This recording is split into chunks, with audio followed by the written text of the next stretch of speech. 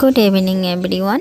তো জাস্ট ভিউটা দেখো, এত সুন্দর লাগবে। আমি এখন মাঠের মাঝখানে আছি, মানে এখান থেকে ভিডিওটা করছি, যত দূর তাকাবে তত দূর একদম সর্ষে ফুলে ভর্তি। জাস্ট ভিউটা অ্যামেজিং।